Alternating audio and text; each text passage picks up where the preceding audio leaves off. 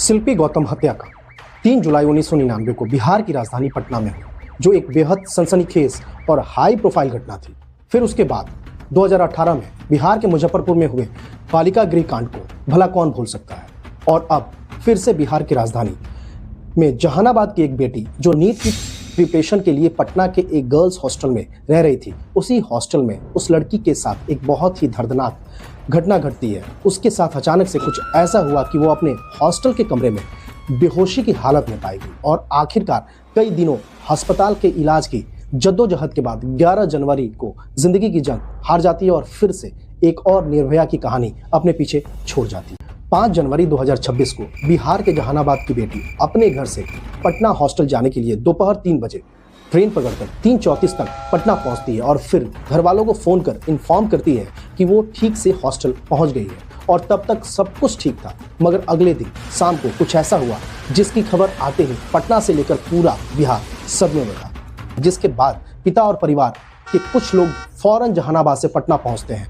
जब पिता ने अपनी बेटी की हालत देखी तो वो दंग रह गए, क्योंकि लड़की की स्थिति बेहद नाजुक थी। फिर भी परिवार के लोगों ने अपनी लाडली को अच्छे इलाज के लिए बड़े अस्पताल में भर्ती कराया। उसके बाद 9 जनवरी 2026 को पटना के चित्रगुप्त थाने में इस मामले की जानकारी मिली। हैरत की बात यह है कि केस हॉस्टल वालों ने नहीं बल्कि लड़की के पिता ने दर्ज कराया। उन्होंने अपनी एफआईआर में साफ साफ शक जताया कि उसकी बेटी के साथ रेप हुआ है। पिता ने अपने बयान में यह भी बताया कि लड़की के शरीर पर और सिर पर चोट के निशान मिले हैं। इसके बाद 11 जनवरी 2026 को पटना के सिटी एएसपी अभिनव कुमार ने मीडिया के सामने कहा कि लड़की के पिता ने 9 जनवरी को अपनी बेटी के साथ यौन हिंसा की शिकायत दर्ज कराई थी, मगर अब तक की जांच में ये जानकारी मिली है कि लड़की के साथ कुछ भी गलत यानी कि उसके साथ यौन हिंसा नहीं हुई है। एएसपी ने कहा कि डॉक्टर्स के अनुसार लड़की ने काफी ज्यादा नींद की गोलियां खाई थी और उसे तेज बुखार थी। फिर 13 जनवरी 2026 को पटना के एसएसपी कार्तिकेय शर्मा ने भी मीडिया से बात करते हुए डॉक्टर्स का हवाला देते हुए कहा कि मृतक लड़की के साथ किसी तरह की कोई यौन शोषण नहीं हुई है। लेकिन जिस वक्त एएसपी अभिनव कुमार और एसएसपी कार्तिकेय शर्मा मीडिया में बयान दे रहे थे, उस वक्त तक लड़की की पोस्टमार्टम रिपोर्ट भी नहीं आई थी। और यही कारण था कि लोगों को पुलिस की कार्रवाई पे शक होना शुरू हो गया और एक बहुत बड़ा प्रश्न चिन्ह बिहार की कानून व्यवस्था पर खड़ा हो गया कि आखिर पटना पुलिस ने मीडिया के सामने रेप की घटना पर बयान देने से पहले पोस्टमार्टम रिपोर्ट का इंतजार क्यों नहीं किया। इसका साफ साफ मतलब था कि बिना पोस्टमार्टम रिपोर्ट आए डॉक्टर्स की वर्बल स्टेटमेंट पर पुलिस ने लड़की के साथ हुए यौन उत्पीड़न के मामले को सिरे से खारिज कर दिया। पटना पुलिस के इस बयान के आने के बाद सारे लोगों में आक्रोश फैल गया।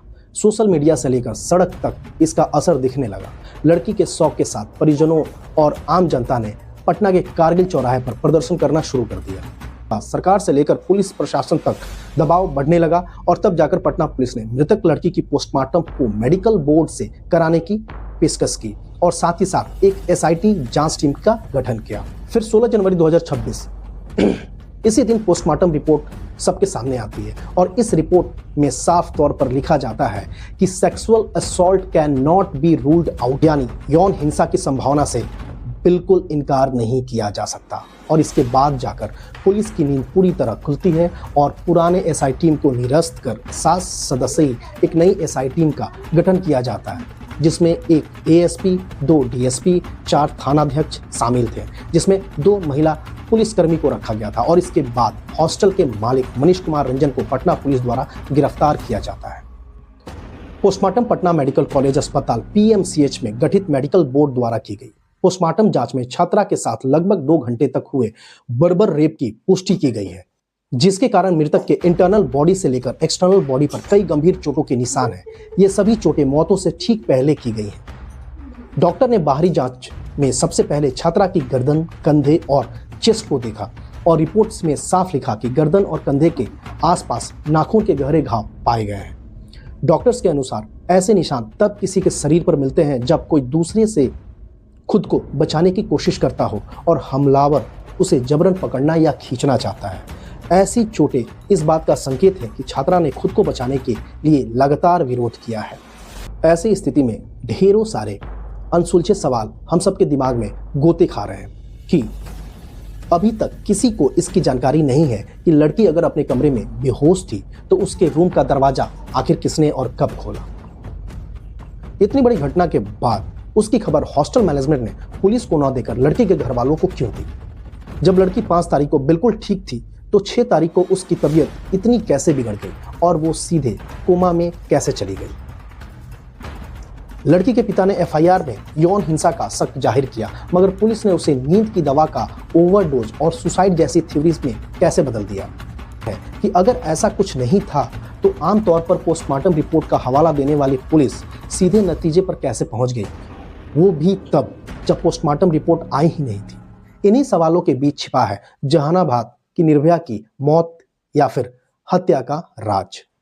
चलिए इस वीडियो में इतना ही, मिलते हैं अगले वीडियो में। अगर ये वीडियो आपको सही लगा तो प्लीज इस वीडियो को शेयर करें।